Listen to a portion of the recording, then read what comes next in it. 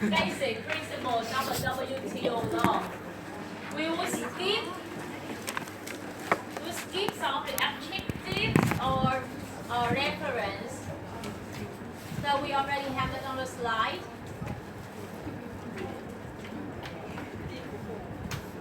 Now let's go to the content of this chapter. As we learned from the preamble of Marrakesh agreements, there are two principles mentioned in the paragraph 3. Number 1, non-discrimination, and number 2, free trade principles. For non-discriminations, there are two principles. Number 1, most favored nation treatment, and number 2, national treatment. So what is most favored nations? What we will learn in this part. Number 1, we will learn the definitions, then we learn most favored nation treatments under WTO law with the principle, the coverage, and how to apply.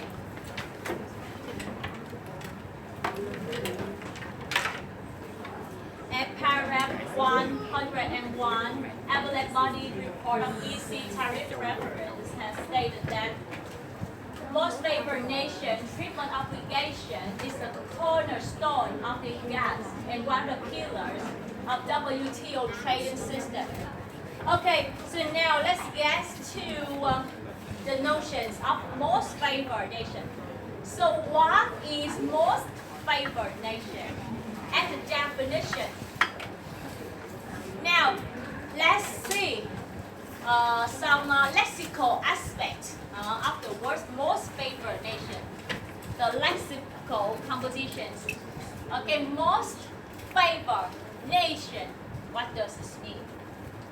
When you heard about most favored nation, when you heard about most favored nation, most favored nation. Anyone who can try to elaborate it? If you are the linguistics experts and you see the word most favored nations, what do you see? It's combined by the word most.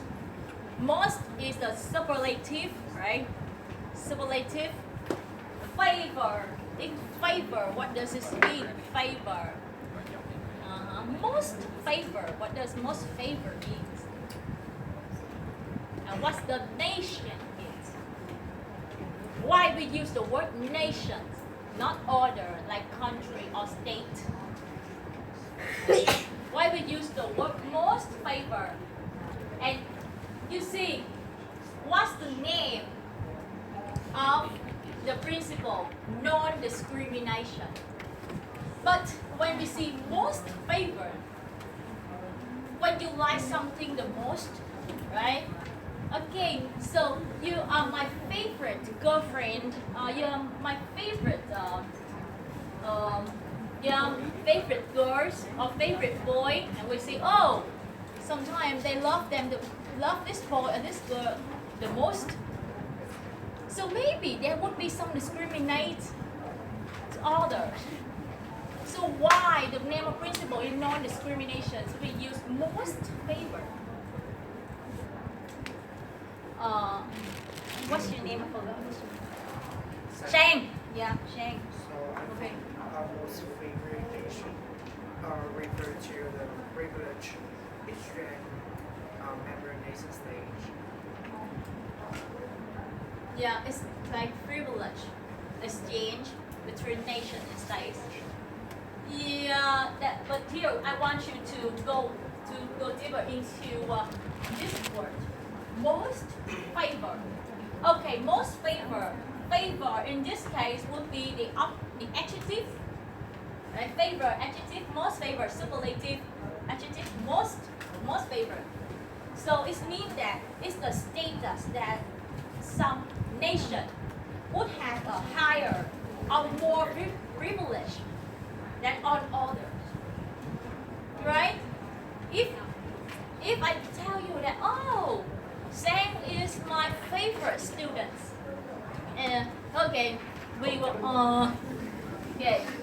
So it means that, oh, I put him in a higher positions than other students. So we might say, oh, you discriminate. I answer questions in class, but you say I grant him most favor. I grant him more favors. So why? Here, most favored nations, but under the principle non-discrimination. We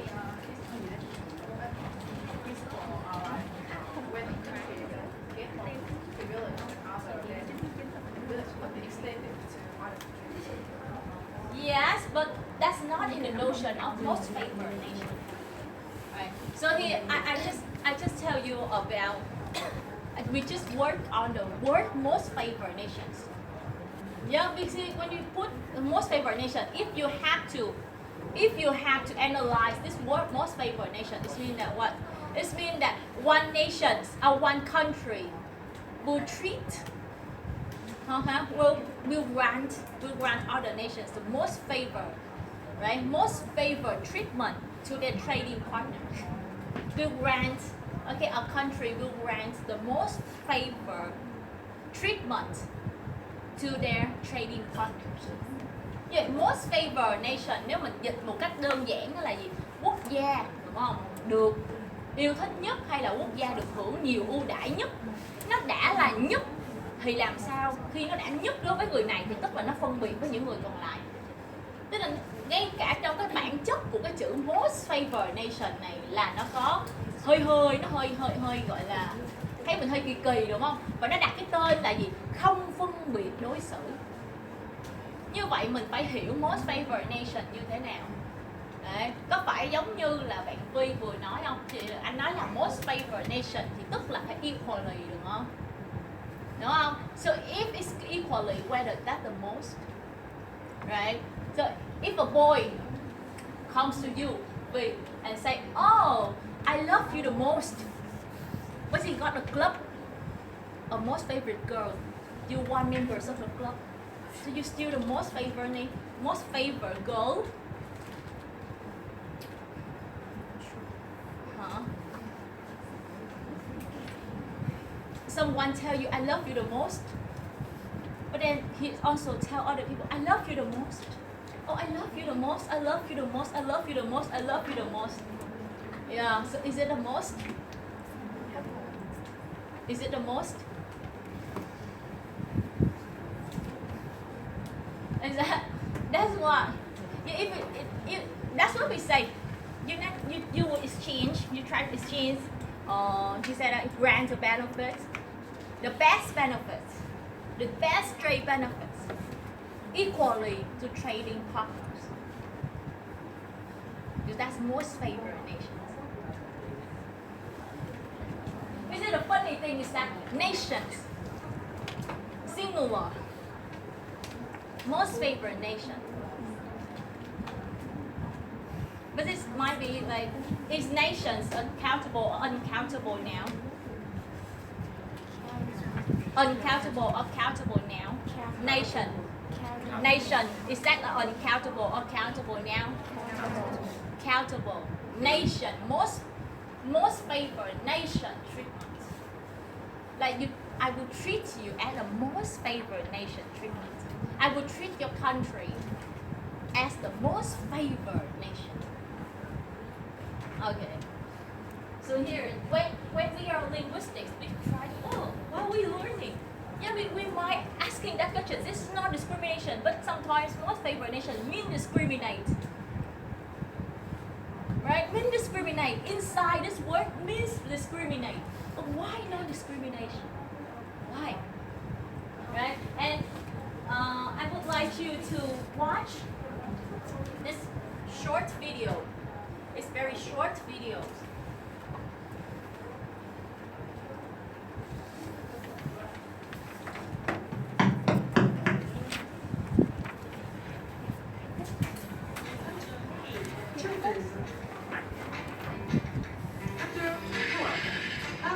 Hi. Oh, you're inside. Hi. That's not fair. That's discrimination. Just kidding. Let's go to a place where non-discrimination is the norm. To a meeting room at the World Trade Organization. Discrimination makes people angry. And when you discriminate between trading partners, entire countries can become angry. That's what the WTO's most favored nation principle is about. It's a fancy way to say, if you give a treat to one trading partner, all other WTO members get the same. And in the WTO, all of our members are deemed most favored nation. Imagine you're a small or poor WTO member and you had to negotiate with each and every single trading partner. With the most favored nation principle, you're assured that whatever is offered to the big ones, you get it too.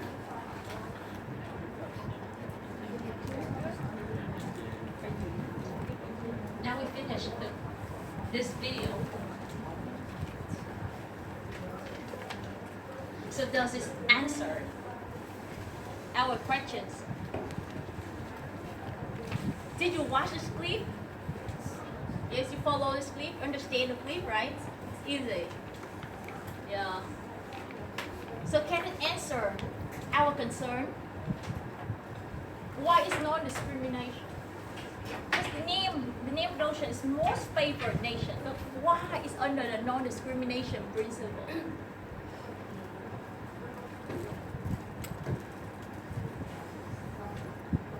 Actually, it's easy to imagine that there would be a club of most favored nation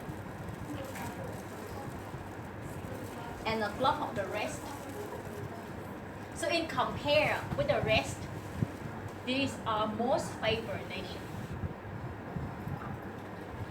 Most means more benefits than the rest. The next time when a boy talk to V that, oh V, you're my favorite girl. You're the most favorite girl. And V will say, okay, where's your club? Where's your club? Club of most favored. Okay, here, most favored nation, như mình có nói nó là gì ạ? Nó là cái sự đối xử ưu đãi nhất, sự đối xử thuận lợi nhất. Đúng không? Là tức là một quốc gia họ sẽ dành cho đối tác thương mại của mình sự đối xử thuận lợi nhất. Trading partners, most privileged or most favored treatment to the trading partners. And WTO là một cái club mà khi vào đó tất cả các thành viên phải dành cho các đối tác còn lại là thành viên còn lại của WTO sự đối xử thuận lợi nhất. Như vậy giữa các thành viên với nhau là non-discrimination. Hiểu vấn đề chưa? Tức là giữa các thành viên của WTO thì phải non-discrimination because you're the best. Right? You're the best. And normally, this can be said that this first sound like contradiction, right? Most favored nation means special treatment, but in WTO it means non-discrimination. It said the same means that we mentioned before, treating everyone the same, in the same way, and in the best way. So, if country A grants country B a special favor, such as lower the custom duties or lowers the tariff for one of their products, for example, for fish from country B. So country A has to do the same to country C, D. Normally, if you grant your trading partner the most favored nation, is it for free? You volunteer to do that, but nothing in return. Yeah, we need to exchange the benefits. Or it's a conditional. It's a conditional. I will treat you the best if you treat me the best. I will not treat you the best if you treat me the worst. That's conditional, right? That's conditional, and that's normally conditional. Because no one will grant you the most favored treatments if you don't do something in return. But in WTO, it's different. It's unconditional. Unconditional. So with the conditional MFN, a country only gives special trade benefit to another only if they get something similar in return. But unconditional MFN means that a country must automatically give the same trade benefits to all of its trading partners in WTO with no conditions. And this would not depend on the trading partner behaviors. For example, in WTO, if you have to grant other country, other member, your most favored treatment, if unconditionally, even if they treat you the worst, because that unconditionally, even if they violate the law, even if they can do something affect your interest, you still have to grant them most favored nation because it's unconditionally. Okay, so the next time, couples, we have any couples in class? Don't talk like, okay, I will give you the unconditional love. Yeah, that's unconditional love. It means what? It means that you love someone no matter what they did. So, I will love her unconditionally. Means that you will love her even she slapped on your face, even she took all of your money. You still have a responsibility to love her unconditionally. But if you say, oh, I will love you conditional, it's a bad thing, right? Yeah, so just come with I love you. You don't have to try to clarify what that is conditional love or unconditional love. Because we are, that at the end of the day, we are legal as expert on school. And we know about law. And sometimes we don't believe in this. If someone say to V that, oh, V, I will love you unconditionally. And V will say, yes. This is my time to shine, huh? Okay, he said that he loves you unconditionally. Then you can do anything. Anything to him. He has to love you unconditionally. Cannot say something back. Yeah, that is conditionally. And that's the framework of God's WTO system. Member states must implement MFN on an unconditional basis. I want you to remember this one.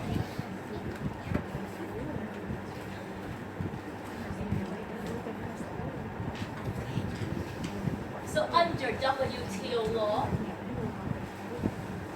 where can we find the MFN treatment laws? In Article 1 of GATT, Article 2 of GATT, Article 4 of TRIPS, and other provisions. In Vietnam, we internalize. Actually, we enact this ordinance before joining WTO. This is in Vietnamese versions. You can check the Vietnamese versions of most favored nations, whether to see that if we internalize the MFN correctly. Because since becoming the WTO, we didn't amend it. We didn't amend this ordinance. So there would be a framework, a framework, the way that they would translate the most favored nation. And it's not like translating word by word, but we will translate in the context of Vietnam. So where the way that we translate it, some things is might not as the way that is a conformity to WTO law, whether it's conformative to WTO law with MFN. Alright, so here Article 1.1. In Article 1.1, please read it out loud. Anyone can read it out loud.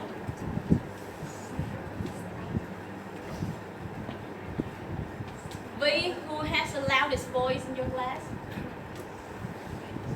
You? Who? Who? No? No one? You don't know? Okay, so okay, just choose anyone, huh? You? What's your name? Phúc? Okay, Phúc.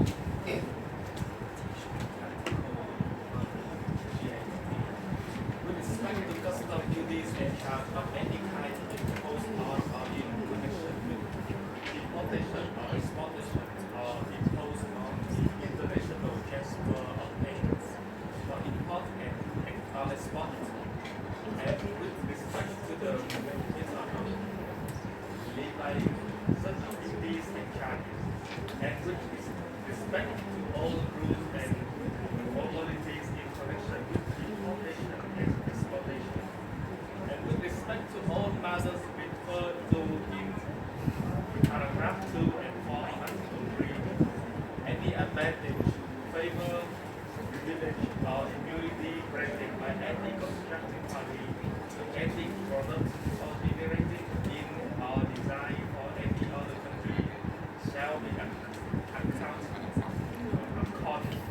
immediately and unconditionally to the like product originating in or is destined for the territories of all other contracting Thank parties. you.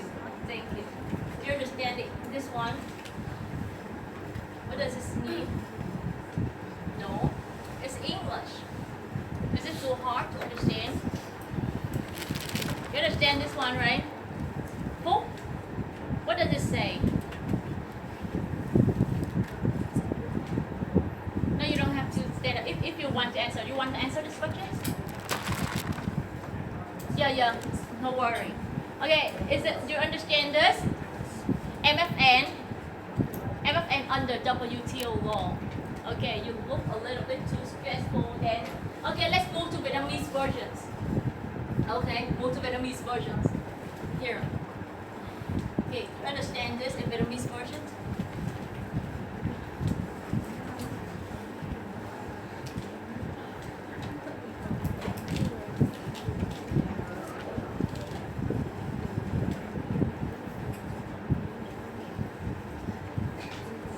Với mọi khoản thuế quan, khoản thu của bất cứ loại nào nhằm vào hay có liên hệ tới nhập khẩu, xuất khẩu hoặc đánh vào các khoản chuyển khoản để thanh toán hàng xuất nhập khẩu hay phương thức đánh thuế hoặc áp dụng phụ thu nêu trên, hay với mọi luật lệ thủ tục trong xuất nhập khẩu liên quan tới mọi nội dung được nêu tại khoản 2 và khoản 4 của điều 3, mọi lợi thế việc giải đặc quyền hay quyền miễn trừ được bất kỳ bên ký kết nào dành cho bất cứ một sản phẩm có xuất xứ từ hay được giao tới bất kỳ một nước nào khác sẽ được áp dụng cho sản phẩm tương tự có xuất xứ từ hay giao tới mọi bên ký kết khác một cách ngay lập tức và một cách không điều kiện.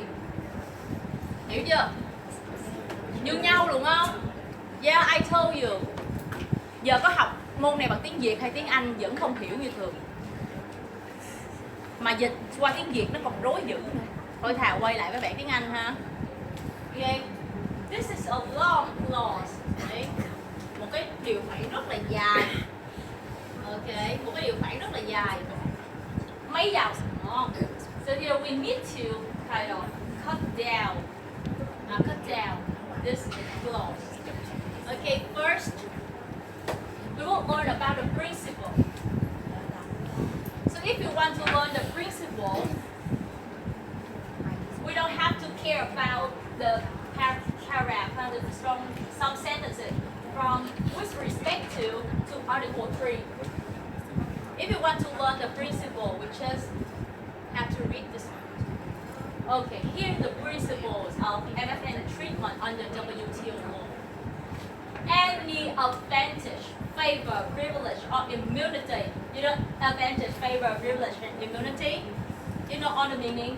Granted by any contracting party. contracting party, in this case WTO members, to any product originated or destined for any other country shall be accorded immediately and unconditionally to like products originated or destined for the territories of all other contracting parties. You can summarize this in a graph, Here. If a WTO member grants any advantage to product from any other country,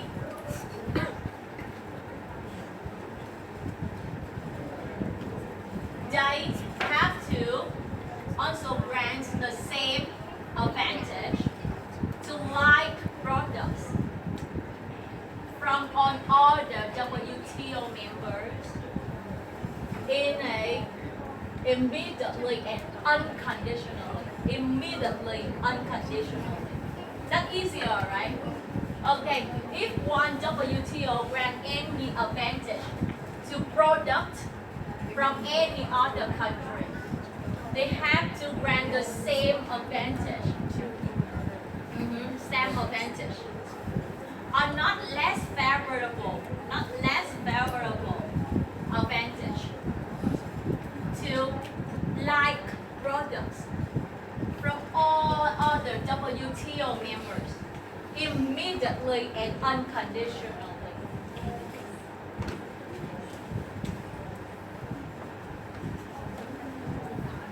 It's the same, right? Any advantage, favor, privilege, or immunity granted by any WTO member to product originated or destined for any other country shall be accorded immediately and unconditionally to the like products originated or destined for the territories of all other contracting parties. In Vietnamese, we can say, nếu một thành viên của WTO đã dành bất kỳ ưu đãi cho hàng hóa xuất xứ từ bất kỳ quốc gia nào, thì cũng phải dành sự đối xử không kém thuận lợi hơn, the same hoặc not less favorable, cho những cái hàng hóa tương tự xuất xứ từ mọi thành viên của WTO một cách hàng hóa tương tự hay xuất xứ từ mọi thành viên của WTO một cách ngay lập tức và vô điều kiện. So there are some keywords we would like to analyze them. Number one, what advantage? What's advantage? Right? What advantage, favor, privilege, immunity? What is that? Number two, like product. What is like product? Number three, what is immediately and unconditional? What does this mean? Let's get to the first example. For example, before joining WTO, Vietnam grants important tariff rate to fish from other country was 50%. 50%. But after negotiating with Japan, the imported tariff rate reduced to 20%. So in this case, the imported tariff rate will be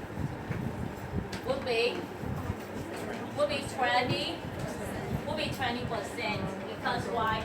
If Vietnam WTO member grants any benefit, right, advantage, reduce the tariff to product from any other country to Japan, they have to grant not less favorable or even the same, not less favorable treatment to the live product fish from all of the members of WTO immediately and unconditionally. So this, the answer would be 20%. Number two,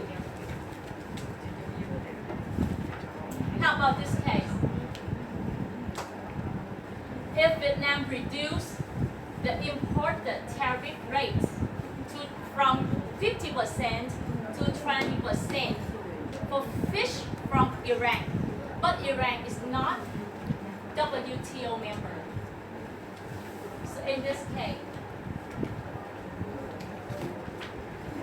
the imported tariff rate to the live product from the other WTO members would be Would be 15? Would be what?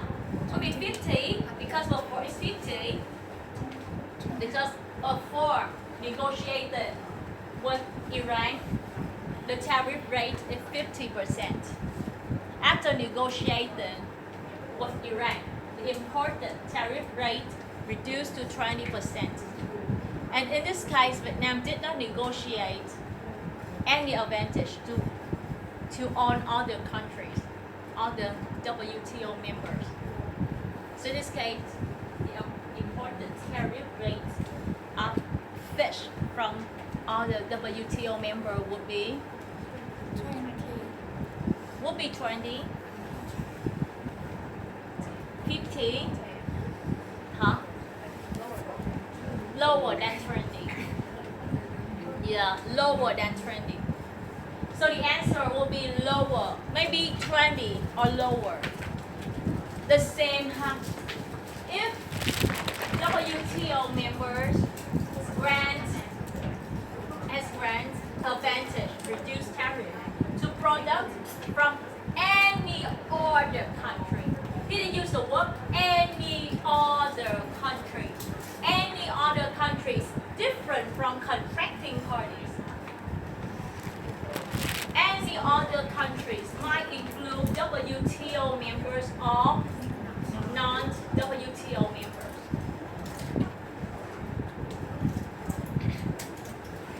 They have to grant not less favorable treatment to live products from all other WTO members. So not less favorable would be 20 or less. So what are differences between example 1 and example 2? Example 1 and example 2. Why the answer is different in this case? Why? In example 1, the imported tariff rate is 20%. But in example number 2, imported tariff rate is maybe 20% or less than 20%.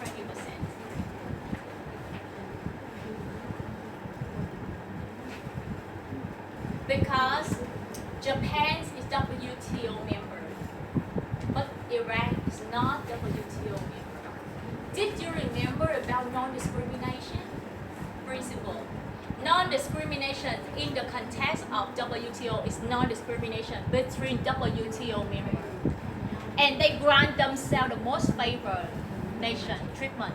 So it means that they discriminate with other trading partners not from WTO. And this is where they discriminate.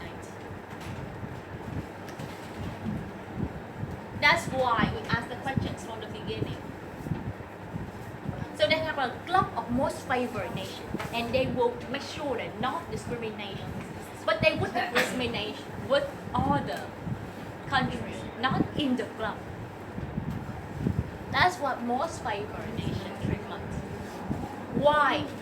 It's very good to attract more WTO, more countries to become WTO members, right? Yeah, because please become WTO members. You will be granted the best advantage, the most favored nation treatment unconditionally and immediately. That's very good things. You should join that club. Just join WTO. How about this example? The imported tariff rate 30% for fish from Iran, 30% for fish from other WTO members, the 20%, is it violate Article 1.1 GATT? Does it violate Article 1.1 GATT? No. This is where the discrimination.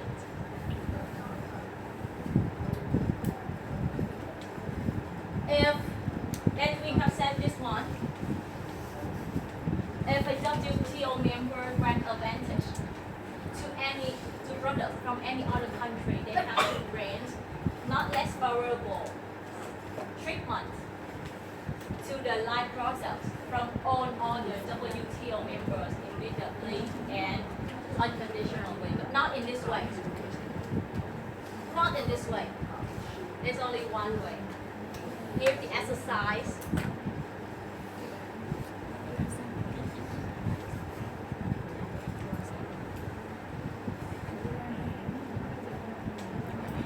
Astra, Bannon, CASA are WTO members. Okay? Delta is not a WTO member. Alright? So in this case, does the tariff policy of Astra is in compliance with Article 1 GATT?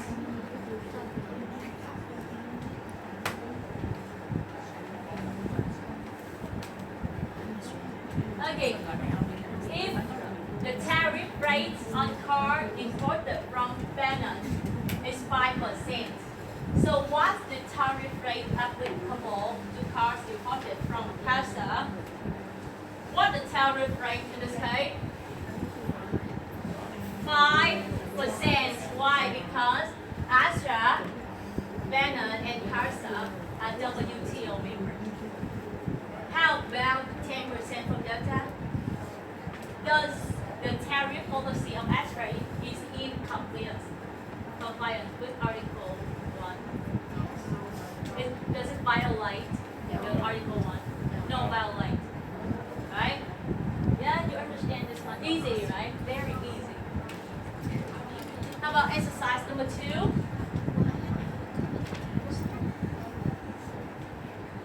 Can Astra apply tariff rates of 10% on cars imported from Bannon and CASA?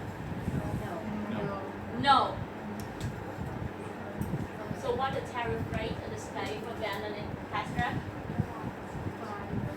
5% or less. Yeah, 5% or less. Now you understand this. Next exercise.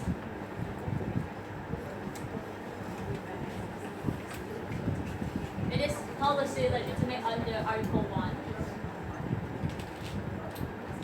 Is it legitimate under Article 1? Yes or no?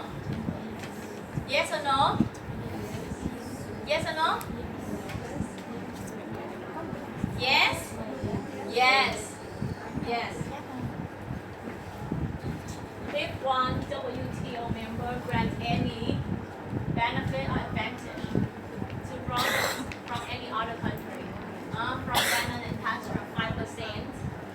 No, from Delta 5%. Delta is any other country here.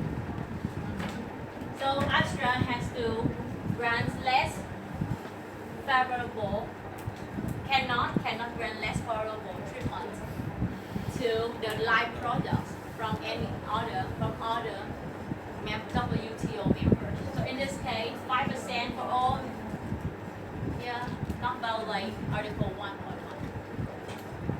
Easy? Easy? This is what most favored nations is.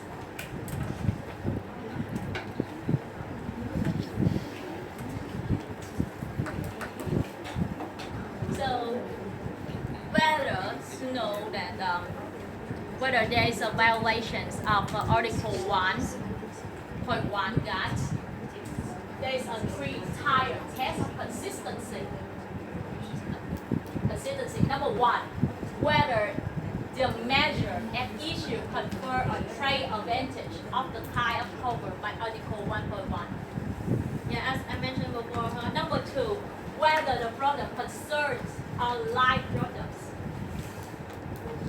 And number 3, whether the advantage at issue is granted immediately and unconditionally to all live products concerned. there are 3 questions to answer to find the violations of Article 1.1. And when you read any cases relating to MFN, they all use the 3-tier consistency. That leads us to the second part, the coverage of MFN treatment under WTO law. This is a spouse application. With respect to custom duties and charges of any kind of imposed, blah blah, method loving, or rules and formalities. So here, the measures. Here's the measures. The measures. This case might be custom duties or charge of any kind that imposed in connection with importation, exportation. The matter of levying such duties and charge and matter referred in paragraph 2 and paragraph 4 of Article 4.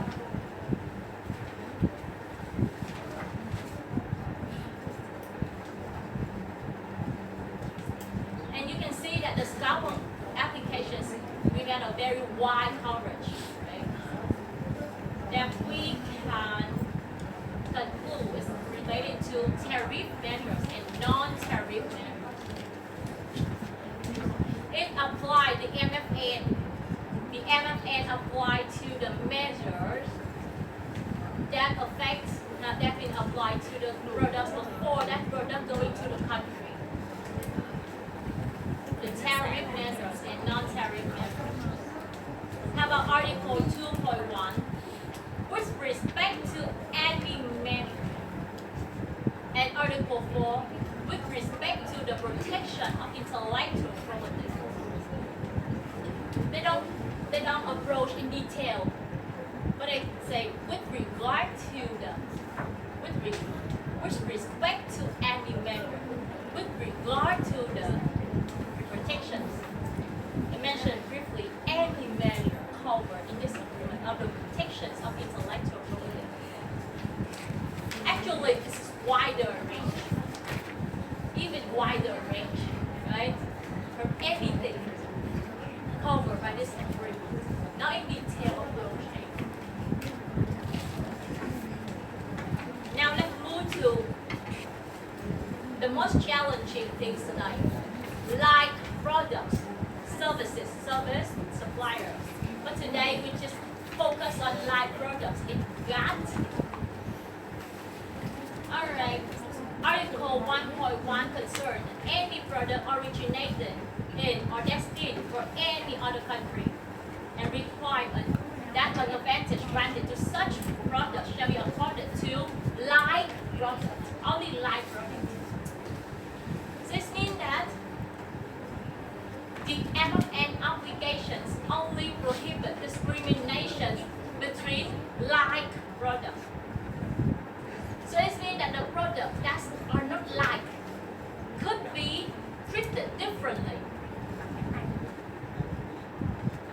If you can prove, okay, here's our like products, then there would be discrimination. If you prove, oh, this is not like product, then no discrimination. In this case, where does two things that you see on the board are like products? If they have the same price, unauthentic, from famous brand, authentic, the same price, from famous brand, whether they are like products, whether they are like products. What? So here, what is like products? Right? Now we have to translate it into Vietnamese. What is like products? Okay. Like. Is that like mean the same? Does like mean the same?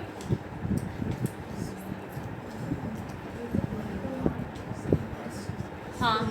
The word like mean the same? No. No.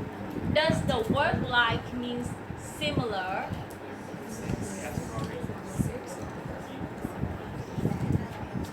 But here, in which degree?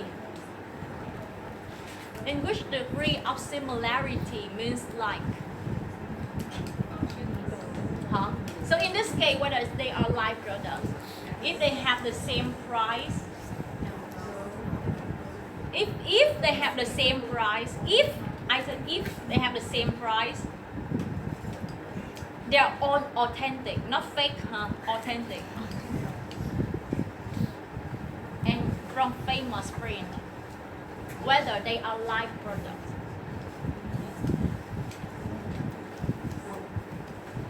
Are they like products?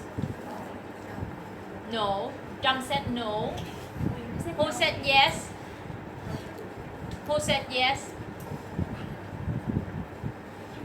Why I have to ask these questions? Because it might lead to this case. A, B, and C are WTO members. If A grants impose imported tariff rates on the black first, 50% from B, and impose imported tariff rate 20% to this kind of bag from C. Whether it's conformity of GATT, Article 1.1 GATT. So in this case, if you answer that two of these are like products, whether it's violate MFN, if they are like products, whether they are violate, yes. If they are not like products, no. Okay. Let's divide this class into two teams. Team 1. Team 1. Team 2. Okay. 1, 2, 3, 4, 5. The last one 5 is from team 2. 3 of you team 1. And you have to work in group. You will have to try, if you are a lawyer, you are lawyers too. And you have to try to prove to me that this tariff policy does not violate Article 1.1. Violate Article 1.1. Violate Article 1.1. Does not violate Article 1.1. Go ahead, you have 5 minutes to discuss. And then you will send your representative here to discuss.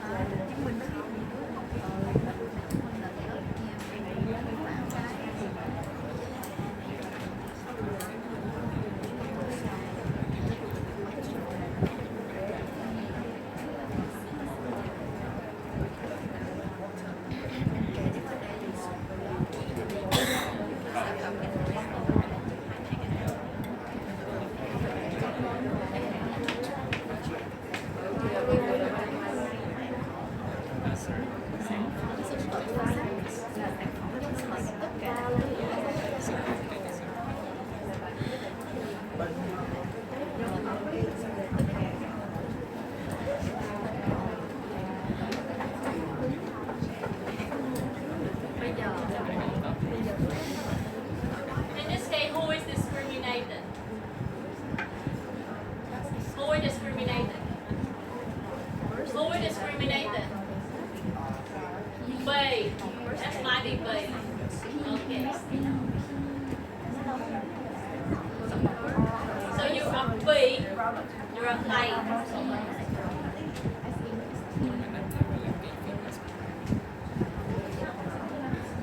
are A or B?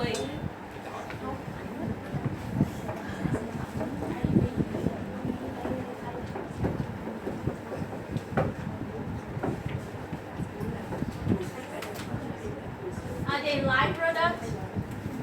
No. Are they live products? Are they live products? Huh? Are they live products? Oh, she asked, oh, what we should answer? A yes or no? If you are A, yes or no? No. If you are B, yes.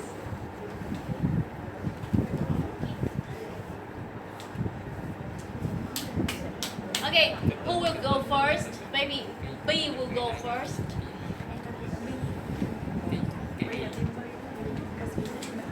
B will go first, you are A.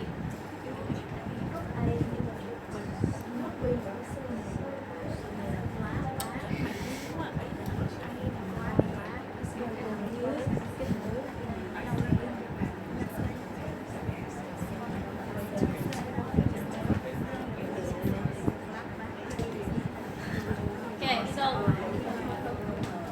who will volunteer? Group B. Who will volunteer group B? Forward B. You? Who will volunteer? Who volunteers?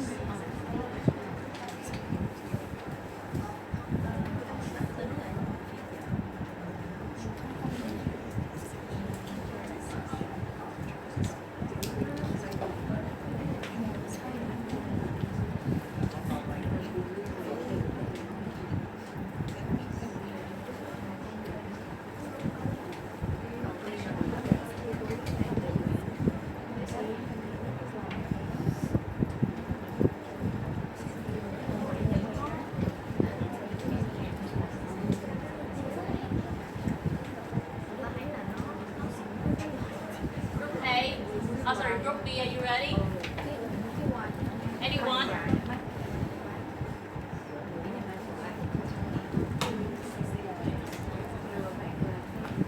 Anyone from B?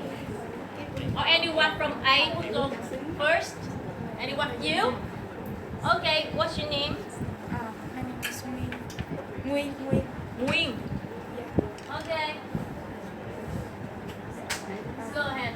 I think that they are not like products because their characteristics are not resembling to each other. And characteristic. Yeah. What characteristic is specific? Like their material. The materials. Yeah. The purpose of the product. The purpose of the product. Yeah. Okay, why do you think that the purpose of the product is not the same? Because the first one I think that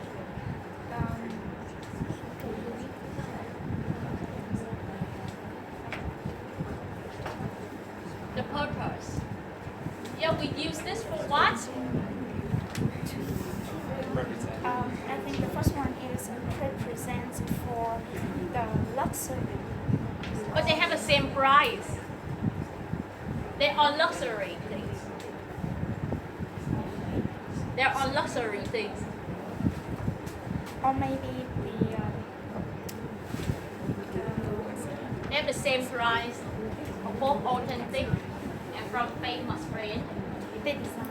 The design different, the characteristics, you mean the material, design is different. What next? The brand different. The reputation of the brand. The reputation of the brand. And what next? That's it? The size. The size, okay. So you talk about the physical characteristics and the fame of the brand. The purpose of using. What's the difference? The way they use it. The way they use it. So in what way? The one is keep inside a handbag.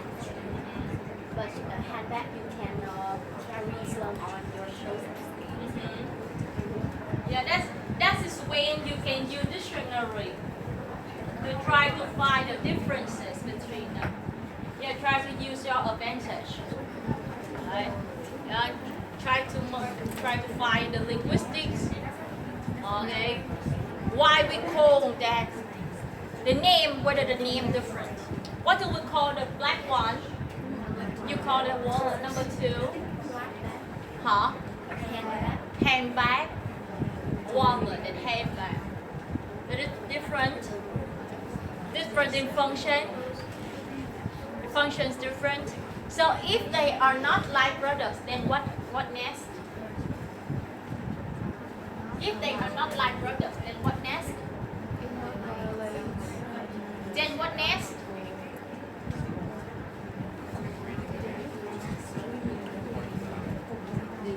What next? So whether the tariff policy of A violate Article 1.1 of that? No. Does it discriminate? The tariff policy discriminate between the wallet from B and the handbag from C? Huh? No. But in English, right? In English, we have the different words, right? The wallet and the handbag. But in Vietnamese, we can call them túi. Ví, bóp, túi. Còn ở dưới là cái gì? Cặp. Cặp túi, túi xách. But túi xách. Yeah. Is there something wider scope than the other? If you say, ok, em sẽ đi mua túi, đúng không? Anh yêu ơi, dắt em đi mua túi đi, đúng không? Thì anh yêu sẽ không biết là bữa nay em muốn dắt đi mua túi gì, đúng không? Túi nhỏ, túi to, đúng không? Yeah. Sang.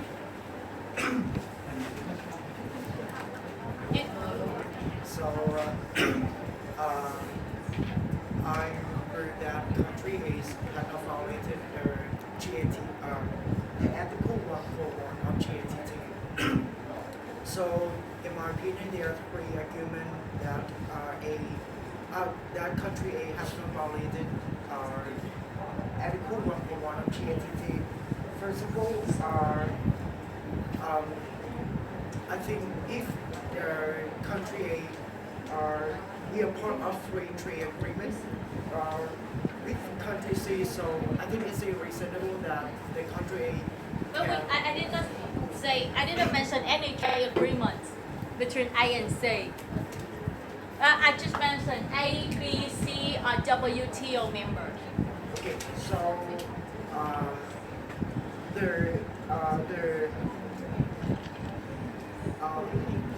the principles apply to our products. So as you can see, there are 2 types of birds. So I think they can There's 2 types of birds, different types. birds. Yeah. So we use the word birds for 2 of them. 2 types of products. Yeah, you are linguistic expert. Try to find the correct words. Because why? If later we will analyze some of the HS code in the tariff schedule, we might need your English. We need to name the product. We need to name the product correctly. And you try to look up in dictionary. That's the way that we should do as a linguistics.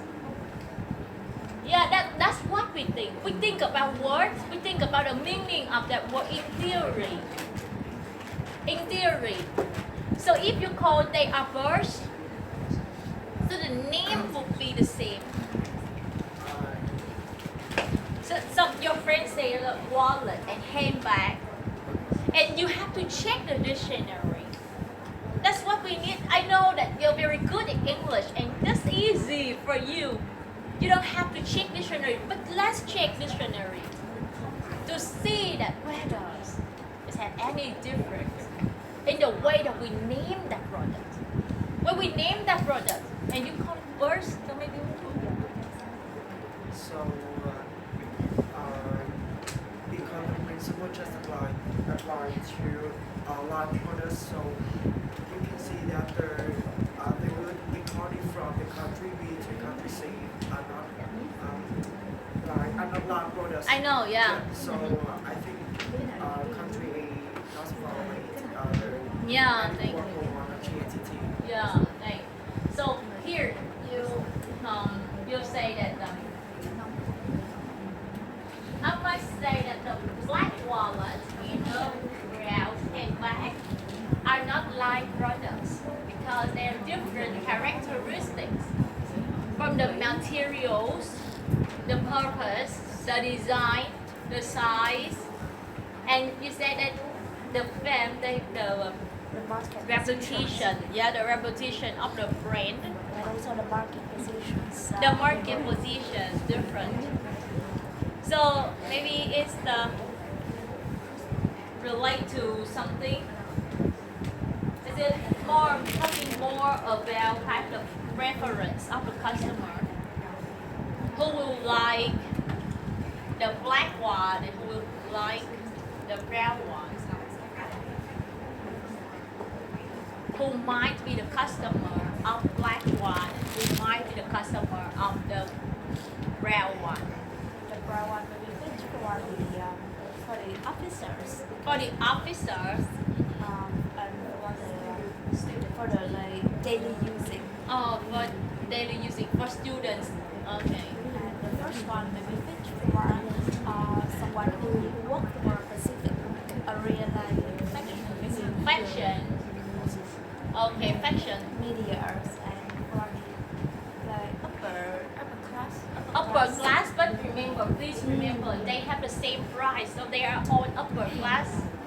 Although the brown one look a little bit cheaper, but no, they have the same price. But it has the If you're a student, we don't have enough money to buy that. They have the same price with the black one. but the black one has the giá trị thị trường cao hơn because the brand is more popular and Yeah, but the same price. They have the same price.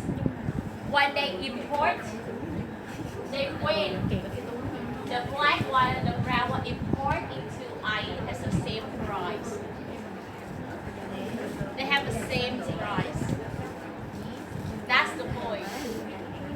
how about the branding value so the different in the The branding different in the brand, in the branding values. the brand value. Okay, yeah. Very good trying. How about B? Also, how about B? Yeah, B. What do you think? B?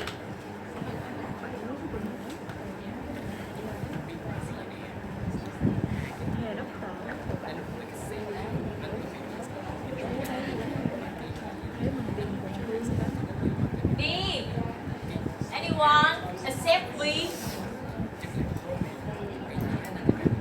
Anyone except B? What's your name? Okay, Nguyên. Nguyên. What Nguyên? Thảo Nguyên. B.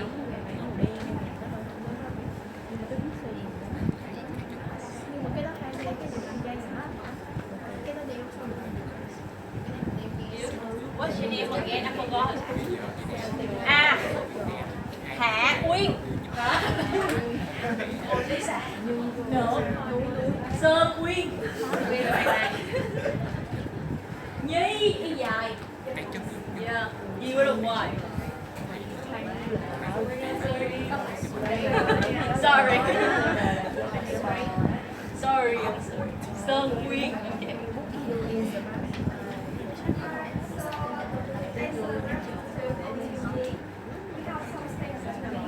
Okay, what's your argument?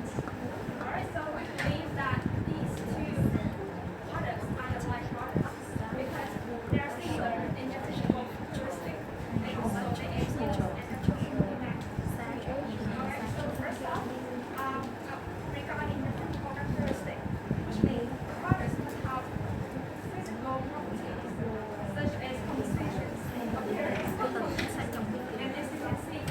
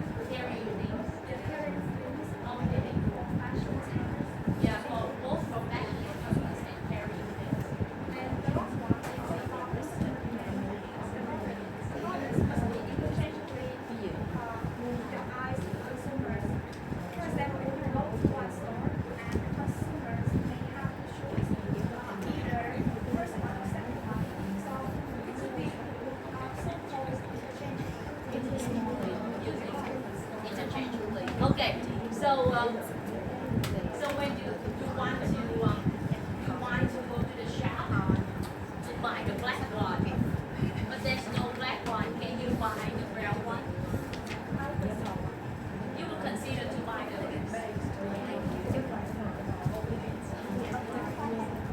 Yeah, but for all this is the black one, but there's no black one.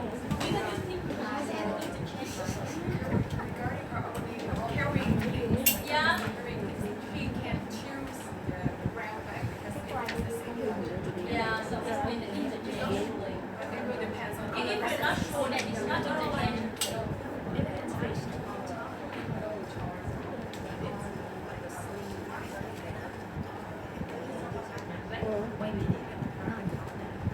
yeah, so because you said that the consumer demands, we can simply put that. So if the consumer put the two things in comparison. yeah, comparison, but she said interchangeable. If you don't have this, then you have this. That's interchangeable. Yeah, so if you go to the shop and you buy the black one, there's no black one anymore, so you can buy the brown one. Actually, I think that it's also based on consumer, like if I were all ties then only using the back mechanisms, I would use interchangeable. But if the consumers are all ties to the superior customers of the government, there still be an So maybe that's not like in the function only, but not in the consumer. Yeah, because it's, yeah, I know, yeah, because so that's not you cannot use interchangeably. If you like this, if you like the black and the brown at the same level, put it as this was right substitution. substitution, yes, that's correct. Yeah, that's the word substitution. So we don't have the black one, then we use the brown one. We're happy. Okay, that's good. Thank you. So here we have two ideas, right? Two flow ideas. First, group A would say that they are not live products, right? They are not live products. That's why I impose that tariff overseas. And maybe they think that, oh, this is for luxury. The black one more luxury. Need to impose higher tariff. Then the brown one, they are not live products. I cannot use the word same for the same because live and the same doesn't have different meaning. Alright? And you gave me many criteria to determine what is live products. You give a physical appearance, right?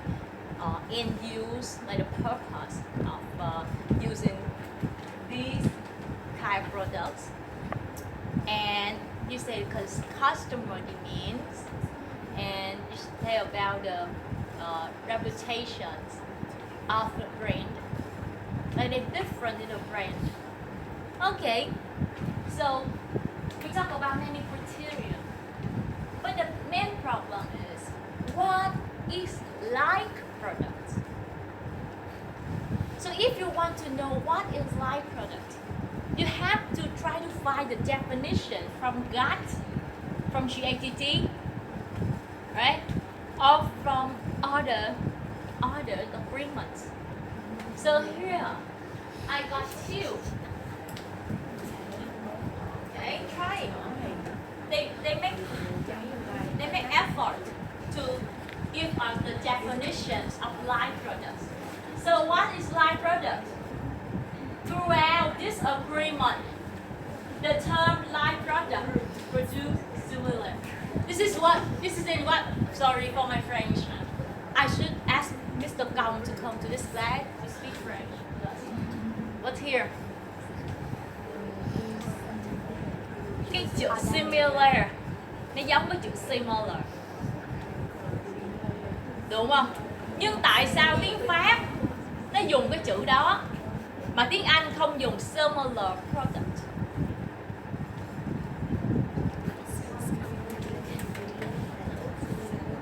Yeah. What? Sorry.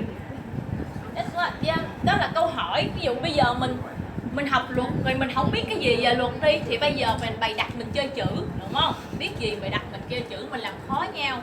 Okay, so I told you before that there are 3 official languages in WTO: English, French, and Spain.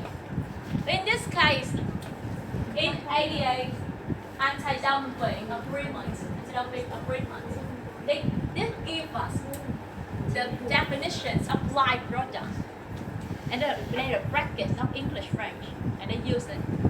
Produce similar. But then was like, what's similar? Similar and like. Why? Why in English it's just similar products? There's nothing to say, right? It's just similar and similar. Why? Why that happen? What happened? Does this make any difference in meaning? Any difference in meaning? Because law, you know law, play of words, you have to use the correct word. I put here. And they said shall be interpreted to mean a product which is identical. Yeah, identical. They use the word identical.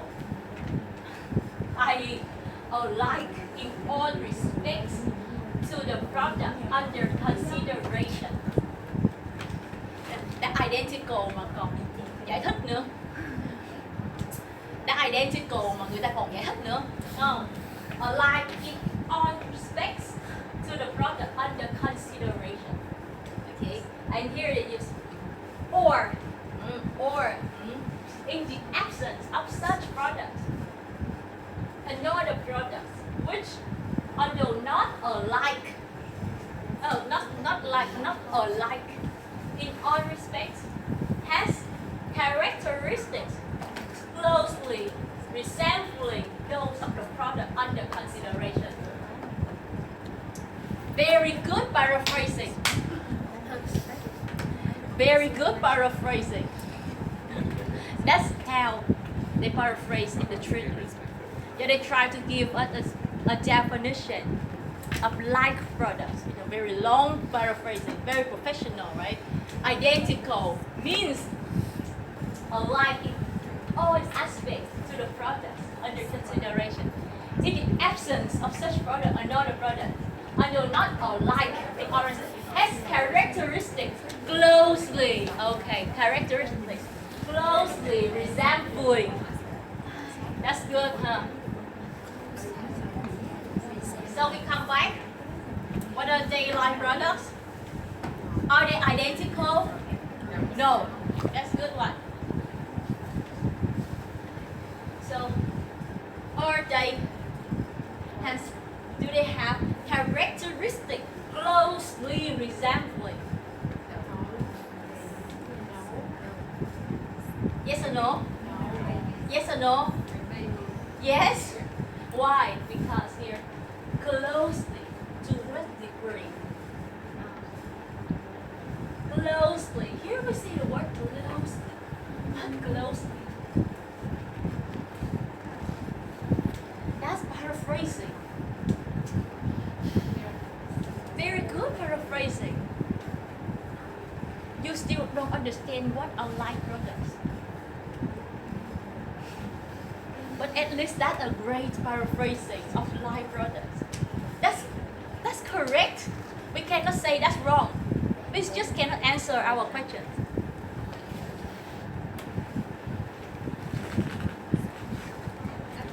And there's one thing I would like you to note. Throughout this agreement, what is this agreement? Anti-dumping agreement. So it's not recognized by GITT. So clearly GITT doesn't have any definitions of live products. Is that cool? Very cool. But you know the live products, determinant of live products is the most important things to determine whether there has a violations of MFN. But there's no definitions of live products. So who will decide what are light products? Who will decide? Right? Who will decide? And the same thing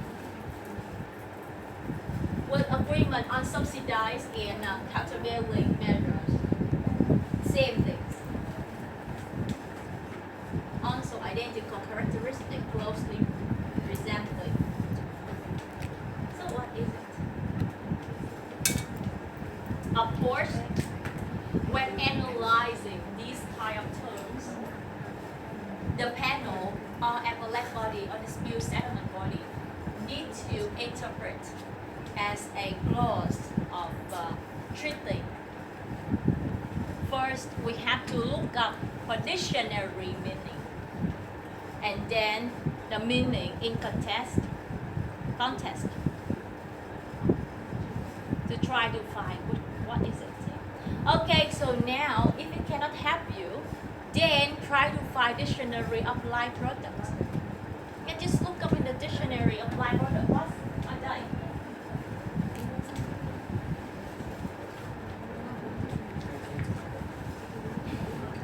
So the appellate body in the case EC asbestos did that role for you, did a thing for you, and they give the concept of light products. The dictionary meaning of like suggests like products are products that share a number of identical or similar characteristics. Share a number. Share a number. That's what dictionary is. Another good paraphrasing without leading to nowhere. Okay, so with regard to the concept of light products, there are three questions. There are three questions that we would need to address. Number one, what characteristics or qualities are important in assessing lightness? Yeah, it's the characteristic, it's the criteria. What do you use? Number two, what degree of shear qualities is required for products to consider we like? What degree of shear qualities? That's what closely resembling, right? Closely. Which to what degree? Close. From whose perspective should likeness be judged? So maybe, as this case, I would tend to say, oh, it's not light products. They are not light products. But B would say, oh, they are light products, and you discriminate my products. And C, nothing happened. They still happy. Why they have to care? 20% a good tariff rate. Don't care, but B care.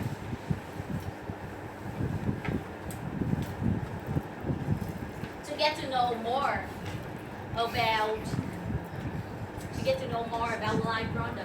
light product concept. Now it's time for you to read the case I already sent to you. Okay, are you sleepy? You tired? You tired now? So you might need some coffee? Yes, coffee. Unroasted coffee bean. Coffee. Drink that coffee. Okay, please read the pan unroasted coffee that I sent it to you. Yes, that's it. This one.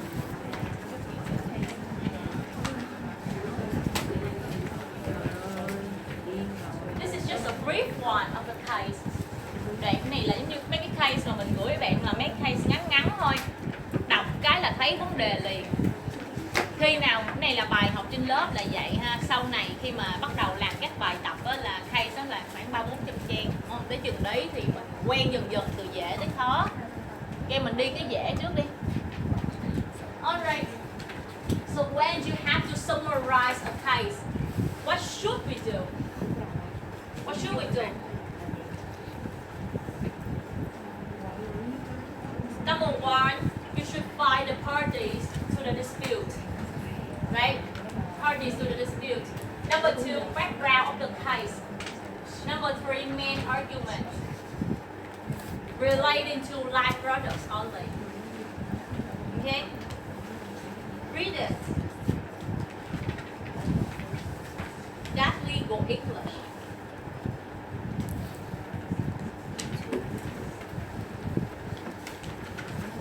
Complainant, respondent, the party to the case.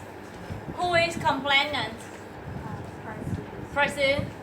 Who is respondent? Span. What measures at issue? What measures at issue? No, what measures? Measures. The advantage on what? On measures. Tariff. Tariff. That's correct. That measures. Good. And then what next?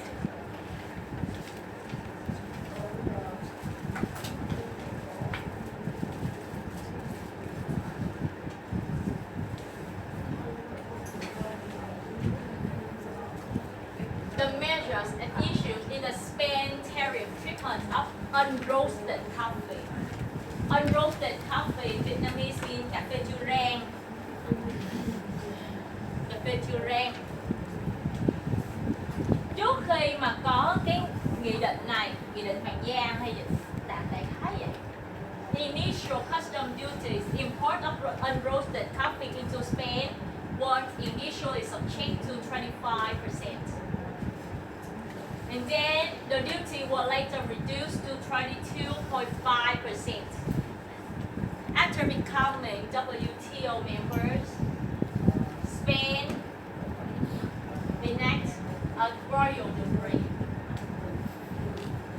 And now they distinguish between mild coffee and the other. In unwashed Arabica and Robusta. So mild coffee, cà phê nhẹ, kiểu cà phê nhẹ. Unwashed Arabica, Robusta, cái cà phê gọi là chưa rang đó, nguyên chất chứ không phải chưa rửa ha, nguyên chất á. Thì những cái cà phê mà Colombia mild, order mild thì được miễn thuế. Trước đó là không có phân biệt gì hết, tất cả đều 22,5%. Sau này Tây Ban Nha mới ban hành cái nghị định này, bắt đầu phân loại ra, đều giảm thuế nha các bạn, tất cả đều đang có ưu đãi advantage. Then unwashed Arabica Robusta reduced from 22.5 to 7%. Yeah, that's the context of the case. And Brazil is one of the largest exporter of mild coffee to Spain. Unwashed Arabica Robusta to Spain. And they claim that they were discriminated because mild coffee was granted free duty rate. But unwashed Arabica Robusta was discriminated by 7%. So the legal questions would be whether different types of unroasted coffee, Colombian mild, other mild, unwashed, Arabica Robusta, and other are light products.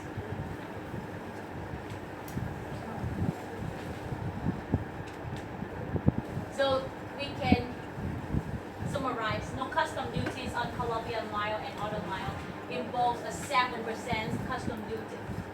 So the things will be whether different types of unroasted coffee are light products. Anyone in our class are expert of coffee. You know many things about coffee. You know about the aroma between them. Let's read the case. What is the panel findings?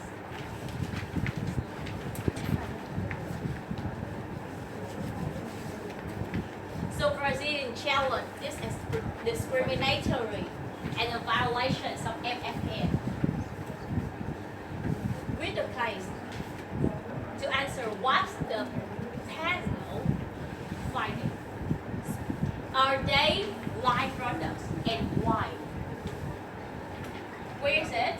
Where can we find this information? Where can we find that information?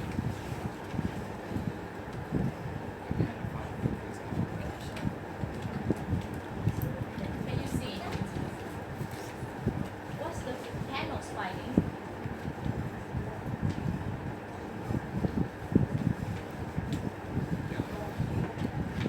Where? Can you see? Which paragraph?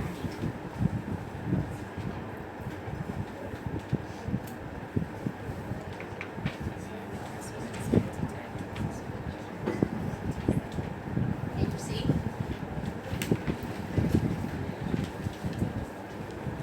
That's what we should read ha. Tập dần cho quen đi ha. Này mới mở đầu thôi.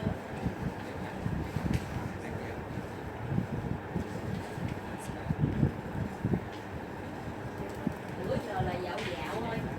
Giờ mới làm thiền nè.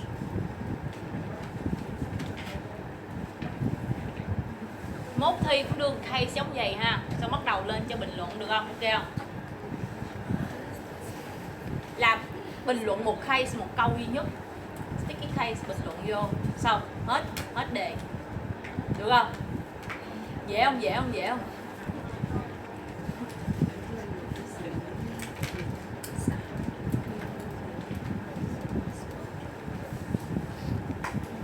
Thi 60 phút thôi nha. Cho thi 60 phút được rồi. Thi chi nhiều đúng không? 75 phút dài quá thì 1 tiếng thôi. Hoặc là 45 phút. Mấy môn hai chỉ là mấy bạn thi mấy phút ta? 60. Thi có 2 chỉ bắt người ta thi 90 phút. Ghê à. 60 thôi. 60 hay 45 gì á. Thi lẹn về nghỉ ngơi nữa. Đậu rớt nó có số rồi. Okay, are they live products? Are they live products from the case? Are they live products? Yes. Yes? Okay, good. Where's the paragraph? And what criteria did they use? What criteria did they use? Okay, say it. What's your name? You just raise your hand? No? Anyone? Anyone new?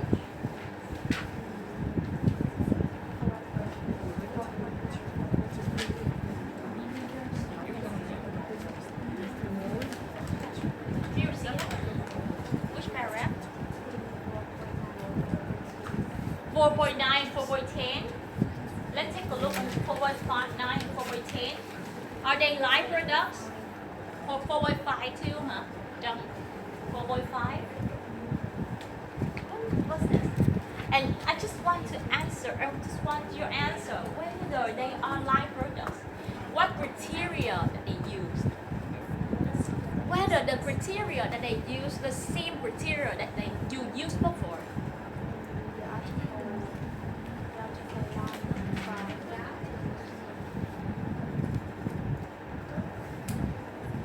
What's the panel finding? Is this tariff policy? Does it tariff policy violate Article 1.1? Yes, violate Article 1.1. Got. This is GATT 1947, and the content of MFN clause the same from 1947 to 1995 to 2024.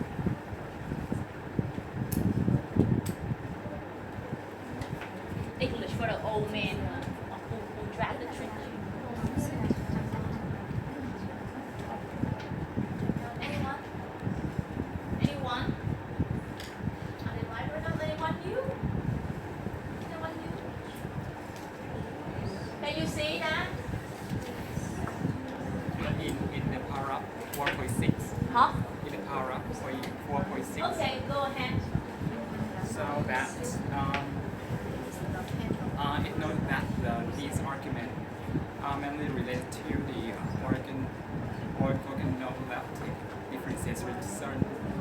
from geographical factors, Mhm. cultivation methods, and processing methods, and genetic factors. So it's kind of did not consider that such differences were sufficient reason to allow for different tariffs. Yeah, they just reject you the explanation from Spain. So what are the arguments? Okay, here we would need to what we need to do in this case. Number one, you should give me the main argument of Spain. Why they prove to us that the unroasted coffee, the mild coffee and all the unroasted coffee are light products. Which factors that they use, what criteria that they use? Spain. How about Brazil? How about the panel? And what he said is just the panel reject the Spain's argument, but did not give the panel's finding. So what criteria the panel's find? Huh? The caffeine what? The Spanish representative for Canada, they mix What paragraph? paragraph 3.6. 3.6. Okay. This is the Spanish representatives. That's Spanish representative. That's the Spanish argument. I'm asking about the panel's finding. What are panel's arguments? What are panel's arguments? Yeah, they reject Spain arguments. That's what our friend mentioned. 4.1? 4.8. Let's take a look on 4.8. Are they relevant? Oh, so in our class today, we practice about speaking, right? Listening the video, reading, only writing left. Huh? We don't practice writing today. Okay. So here, the panels would use the products characteristics. Of course, therefore that there are differences in taste, aroma, other factors due to geography, cultivation, processing, and genetics. But the end use, all types of unroasted coffee are merely sold as blends for drinking, not for something else. For drinking only. And the tariff regimes of all the members noted that no other country apply different tariffs from various types of unroasted coffee. Có nghĩa là gì ạ? Trong cái vụ này thì cơ quan giải quyết tranh chấp cụ thể là ban hội thẩm hay là trong tiếng Anh là panel đưa ra kết luận rằng là hai sản phẩm này, những cái sản phẩm cà phê chưa rang này á, là những sản phẩm tương tự, dù rằng là nó khác nhau một số các yếu tố, một số các đặc điểm của nó khác nhau. Nó có thể khác nhau về cái hương vị, về cái mùi vị, về những yếu tố khác, chủ yếu là do nó được trồng ở những cái nơi khác nhau hoặc là cái giống của nó khác nhau. Nhưng mà cả hai cái loại sản phẩm này, những cái loại sản phẩm này nó đều được sử dụng cùng một mục đích duy nhất thôi. Nó để làm gì? Là để uống thôi, chung chỉ để pha uống thôi chứ không có làm gì, chứ đâu ai dùng cà phê để làm gì nữa, đúng không? Rồi, tariff regimes of all the members và cái panel này cũng đi so với các biểu thuế của những cái quốc gia khác, là không ai làm giống như Tây Ban Nha hết trơn á. Tức là họ đã đưa unroasted coffee là nó như nhau, chứ không có chia ra là cái này là mild, còn cái này là unroasted coffee, đúng không? Arabica, Robusta là cái loại nhẹ khác, rồi cái loại nặng thì khác thuế, không ai thiết kế như vậy hết. Nên thành ra là mới đưa ra rằng all types of unroasted coffee should be considered light products under Article 9.1.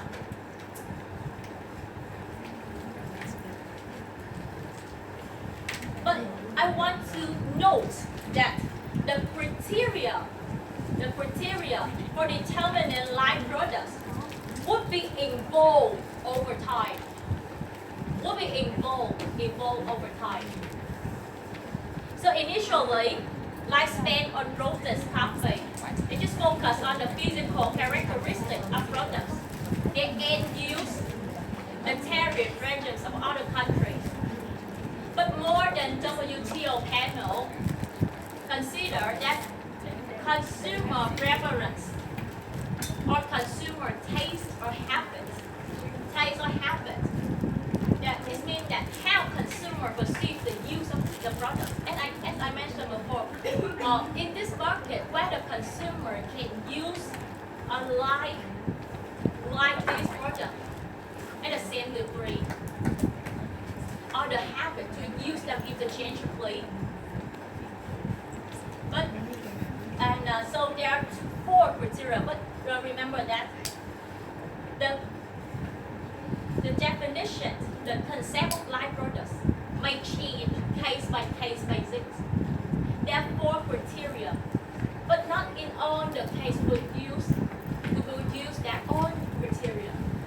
In some cases we use 2, 3, 4. Well, the first one, physical characteristics of products. That's easy, right? If they have the same physical characteristics, maybe the same size, the same materials, or something like that, the end use, can they use the product? Do they have the same end use? The consumer preference and tariff classification. But here, there is a significant debate on the process of production method. Why? What is process of production method? Did you remember that there are some countries like America, the US used to impose a ban on the textile on the products from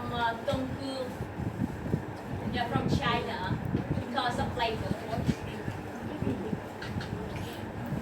Tức là Mỹ đã từng cấm nhập khẩu những cái sản phẩm mà từ cái vùng Tân Cương, tại vì nghi ngờ là những sản phẩm này từ bóc lột sức lao động. Okay, so here the process and production method may be different. Những cái sản phẩm được sản xuất bằng lao động bình thường và những sản phẩm được sản xuất bằng lao động mà cưỡng bức, thì dĩ nhiên những cái sản phẩm từ lao động cưỡng bức chắc chắn họ sẽ có được những cái giá thành nó rẻ hơn, chất lượng vẫn giữ nguyên. Như vậy về nguyên tắc, in theory, you would say the products produced by labor and labor in force had the same physical characteristics. The end use of product is the same too. Consumer preference might be, or not, or they just don't care. They just care about the cheap and high quality products. Don't care about labor force. Maybe, we're not sure. The tariff classifications, maybe the same tariff classification.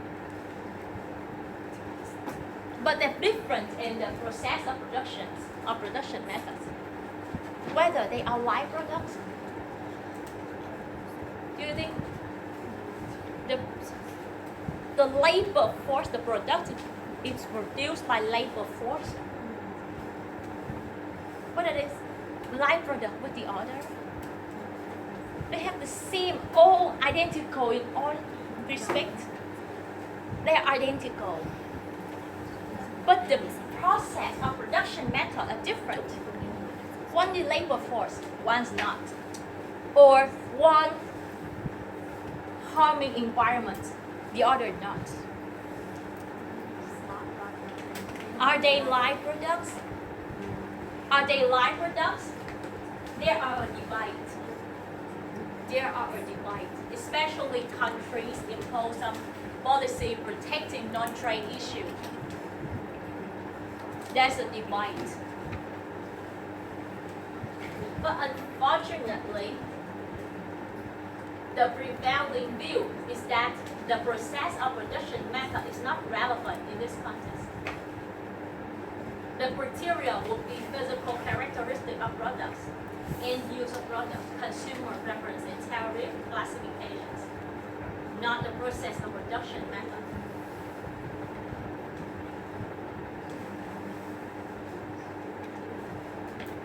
So are there any way to protect non-trade issues in WTO? Let's figure it out later.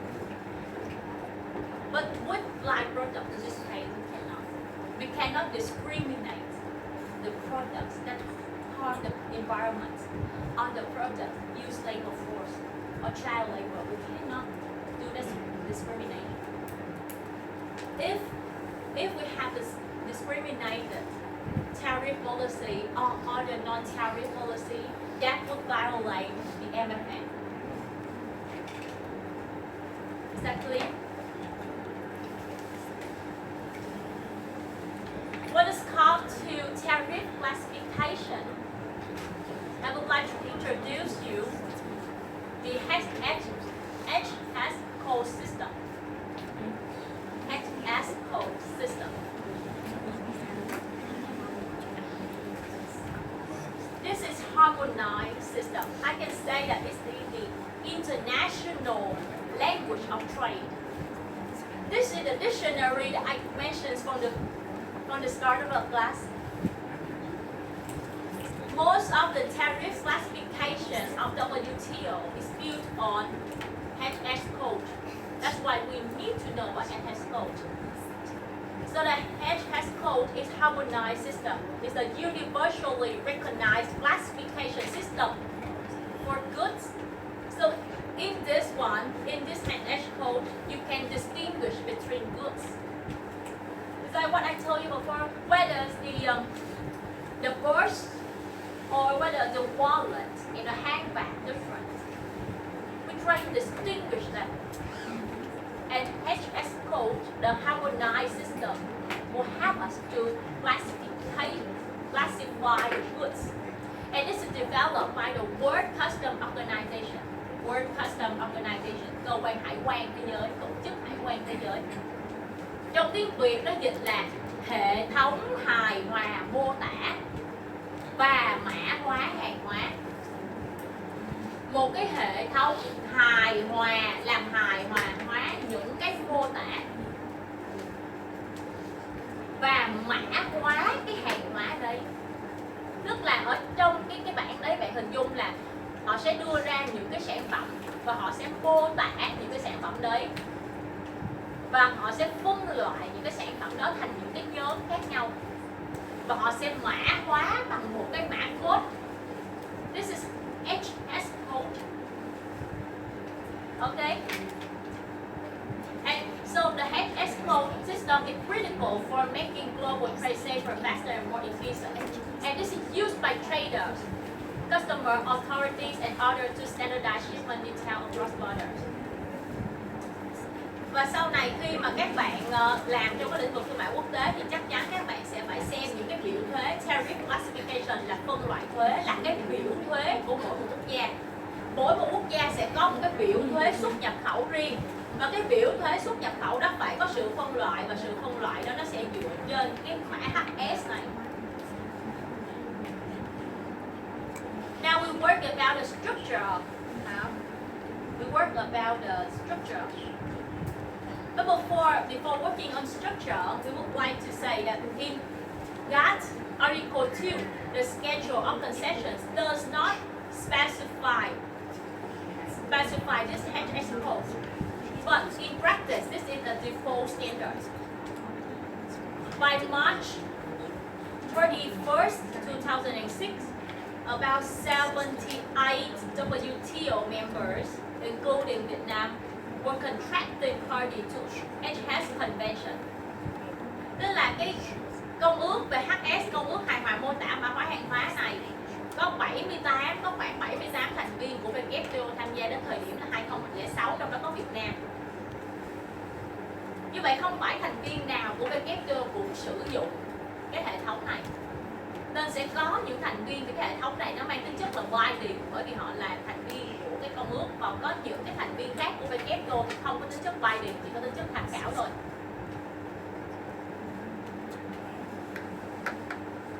And this HS system has undergone significant updates. Major advancement is 1992, 1996, 2002, and 2007. Here's detail of structure of HS code. The international HS code includes 6 digit code. Có 6 mã số, including sections chapters. Sections là phần. Chapter là chương. Heading là các phần nhỏ đó, phần nhỏ. Subheadings, yeah. Subheading. And each of us have 2 digits code. Chapter 2 digits code, heading 2 digits code, and subheading 2 digits code.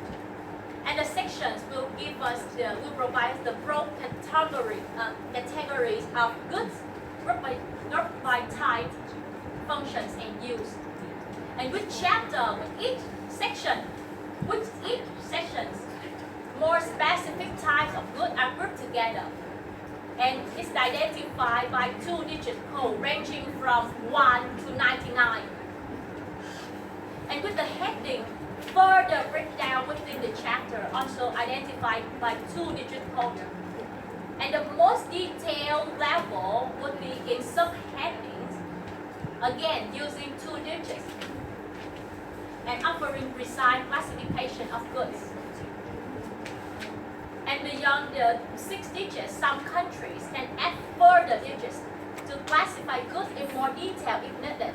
For example, Vietnam extended the HS code to 8 digits. Vietnam using 8 digits. Before, we even used 10 digits. But now, it's shortened into 8 digits only. Here is the Vietnam's tariff schedule for coffee product under Chapter 9. Như vậy các bạn thấy cái biểu thuế này của Việt Nam được xây dựng dựa trên cái mã hàng là mã hoàng HSA 8 digits, tức là so với cái bản quốc tế tụi mình tăng thêm 2 digits để mà làm rõ hơn. Okay, here you see mã hàng ở đây ha. The first one, Chapter 9, coffee, malt and spice. Okay, coffee, whether or not roasted or decaffeinated, close to husk. Như vậy ở đây nè các bạn sẽ thấy ha, cái cách ở đây họ sẽ có những cái punctuation, as I told you before, punctuations. They will have like commas, colons, semicolons, or full stop. No, we don't give question mark here. We don't ask any questions.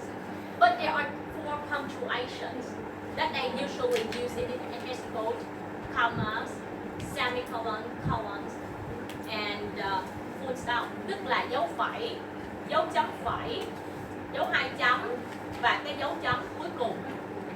Dấu phẩy, the commas, what we use the comma for?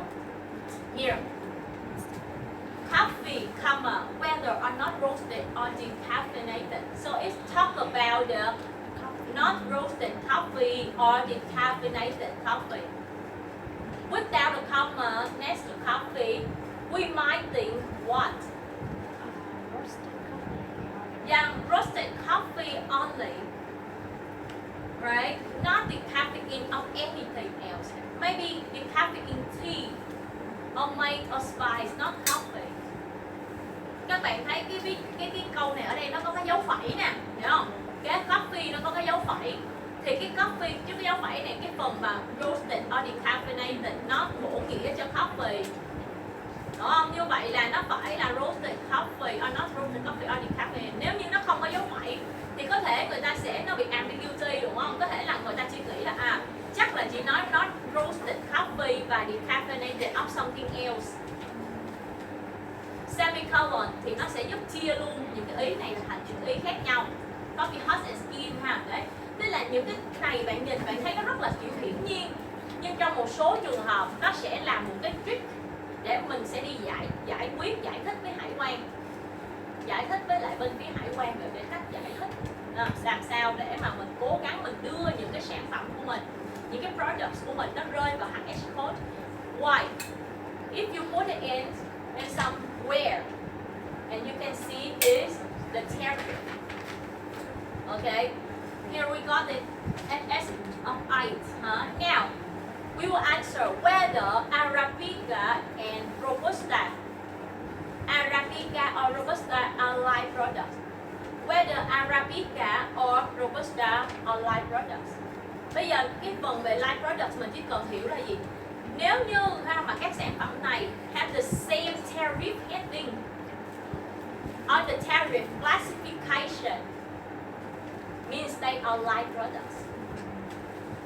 Okay, so in this case, Arabica and Robusta had the same tariff heading 090111110. So Arabica and Robusta in this case are light products. So now let's come with this column. Number one.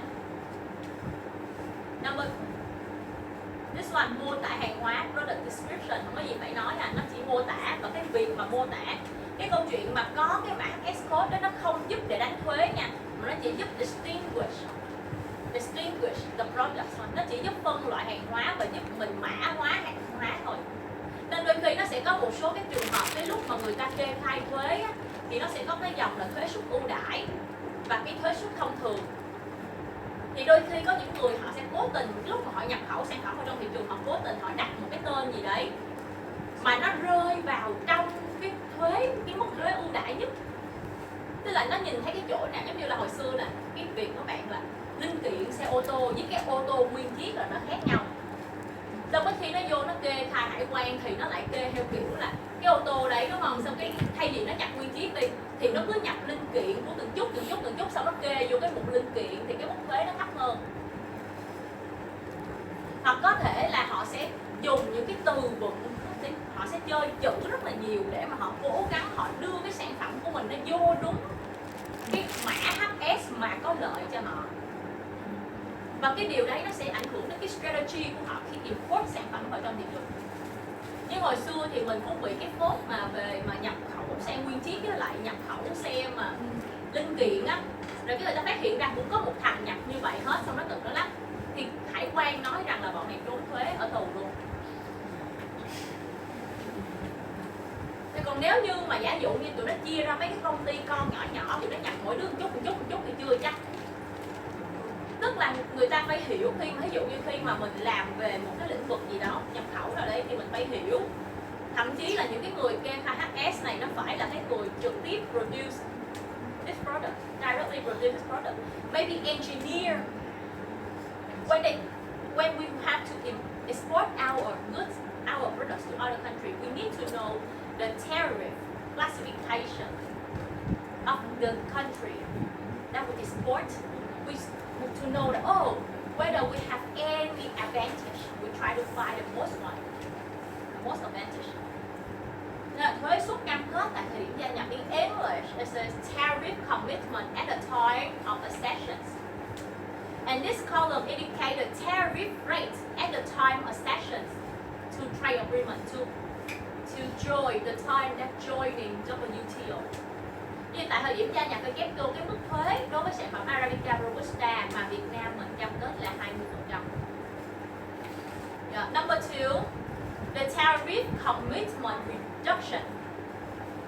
It means that the reduced tariff rate, this is the reduced tariff rate that applied after a certain period. 2010 thì phải giảm còn 15%. Đó là cái cam kết năm 2010 sẽ giảm còn 15%. Implementation period 2010 tới 2010 phải thực hiện ha. Negotiating rights, quyền đàm phán ban đầu. So for example, when Vietnam has to amend their tariff classification, maybe they need to renegotiate with this Dominican Republic, HN, Honduras, SV, El Salvador. They are one of the best exporter coffee to Vietnam at the time of joining, at the time of drafting this treaty. So they have a negotiating rights. Last one, import surcharge, phụ thu nhập khẩu. The surcharge rate is 0% for all the list of coffee products, meaning that no additional charge applied beyond the standard tariff. Here's the Vietnamese one.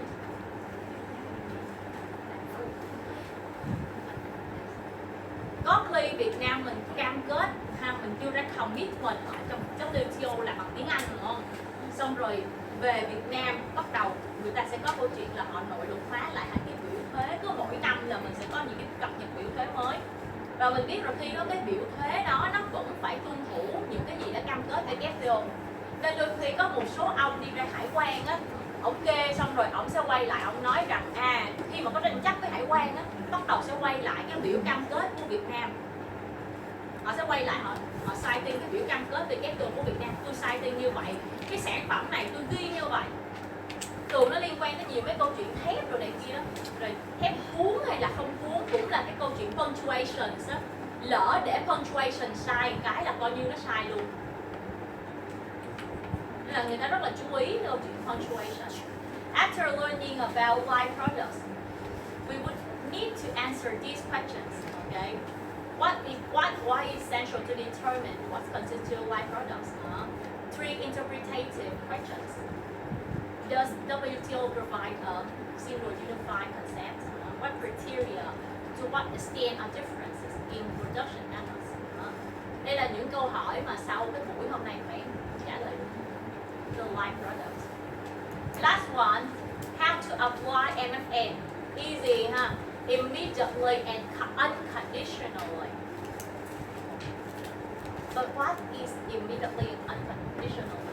Article 1.1 requires that any advantage granted by a WTO member to import from any other country must be granted immediately and unconditionally to import from all other WTO members. So the advantage must be accorded unconditionally to like products only, to like products of all WTO members. We don't have enough time for you to read the case I already sent you, so I just do it very quickly.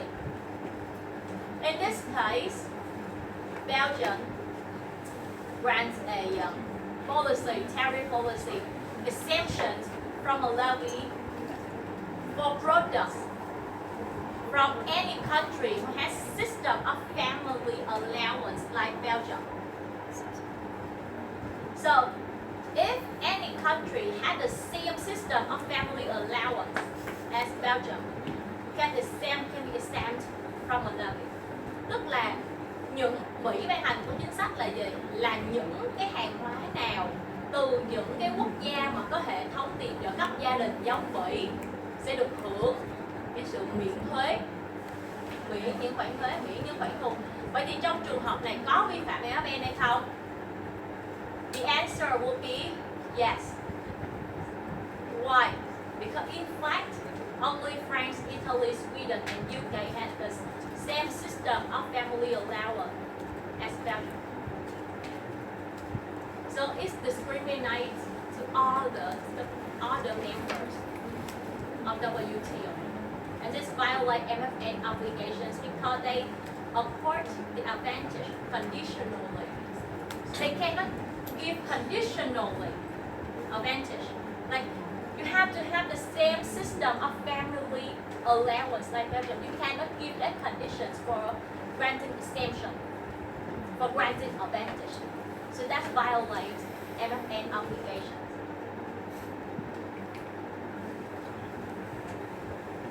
So what are advantage and disadvantage of accord immediately and unconditionally? Good thing at home or good thing at home. You maybe in discussions we will have some discussion sections for you and we will work about this. There are two forms of MFN violations, de jure and de facto violations. De jure violations based on explicit wording of a measure in legal document and state policy.